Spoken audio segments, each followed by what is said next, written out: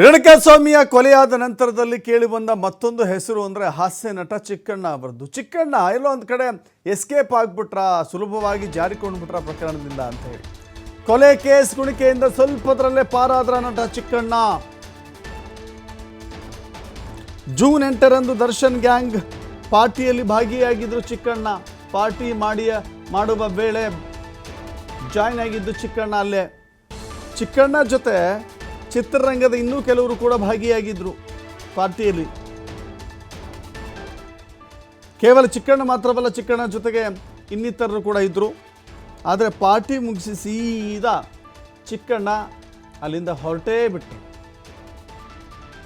ಅಲ್ಲೇ ಇದ್ದು ದರ್ಶನ್ ಜೊತೆಗೆ ಹೊರಟಿದ್ರೆ ಈಗ ಚಿಕ್ಕಣ್ಣ ಜೈಲಿನಿಂದ ಆಚೆ ನಾವೇನು ನೋಡ್ತಾ ಇದ್ದೀವಲ್ಲ, ಚಿಕ್ಕಣ್ಣ ಪರಪ್ಪನ ಅಗ್ರಹಾರದಲ್ಲಿ ನೋಡಬೇಕಾಗಿತ್ತು. ಅವತ್ತು ಪಾರ್ಟಿ ಮುಗೀತಾ, ನಾನು ಹೊರಟೆ, ನನ್ನ ಕೆಲಸ ಇದೆ ಅಂತ ಹೇಳಿ ಚಿಕ್ಕಣ್ಣ ಸೀದಾ ತನ್ನ ವಾಹನ ಹತ್ತಿ ಹೊರಟಿದ್ದಾರೆ. ಇಲ್ಲ ಅಂತ ಹೇಳಿದ್ರೆ ಚಿಕ್ಕಣ್ಣನಿಗೂ ಕೂಡ ದರ್ಶನ್ ರೀತಿಯಲ್ಲೇ ಜೈಲಿನಲ್ಲಿ ನೋಡಬೇಕಾದ ಸ್ಥಿತಿ ಇತ್ತು. ಕೊನೆಯ ಕ್ಷಣದಲ್ಲಿ ಡಿ ಗ್ಯಾಂಗ್ ಕಾರ್ ಹತ್ತಿಲ್ಲ ಚಿಕ್ಕಣ್ಣ, ಹೀಗಾಗಿ ಬಚಾವಾಗಿದ್ದಾರೆ. ಚಿಕ್ಕಣ್ಣ ಬದಲು ತಗಲಾಕೊಂಡಿದ್ದ್ಯಾರು ಅಂದರೆ ಪ್ರದೋಷ್.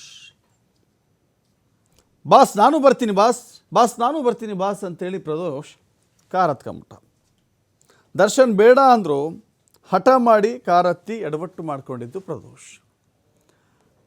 ಟೈಮ್ ಇದೆಲ್ಲ ಗೊತ್ತಿಲ್ಲ ಅವ್ರಿಗೇನಾಗುತ್ತೆ ಮುಂದೆ ಅಂತ.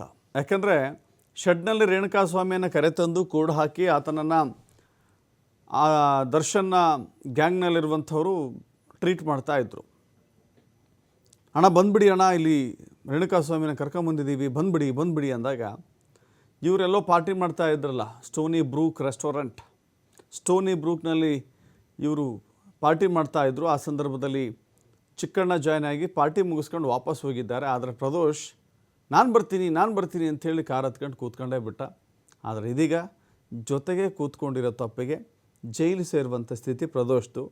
ಸಾಕಪ್ಪ ನನ್ನ ಪಾರ್ಟಿ ಅಂತ ಮನೆಗೆ ಹೋಗಿದ್ದಾರಲ್ಲ ಚಿಕ್ಕಣ್ಣ, ಈಗ ಜೈಲಿಗೆ ಹೋಗ್ದೇ ಹೊರಗಿದ್ದು ರಿಲ್ಯಾಕ್ಸ್ ಆಗಿದ್ದಾರೆ. ಯಾಕಂತ ಹೇಳಿದ್ರೆ ಇಷ್ಟೊತ್ತಿಗಾಗಲೇ ಆತನ ಪರಪ್ಪನ ಅಗ್ರಹಾರದಲ್ಲಿ ನೋಡುವಂಥ ಸ್ಥಿತಿ ನಿರ್ಮಾಣ ಆಗ್ತಿತ್ತು.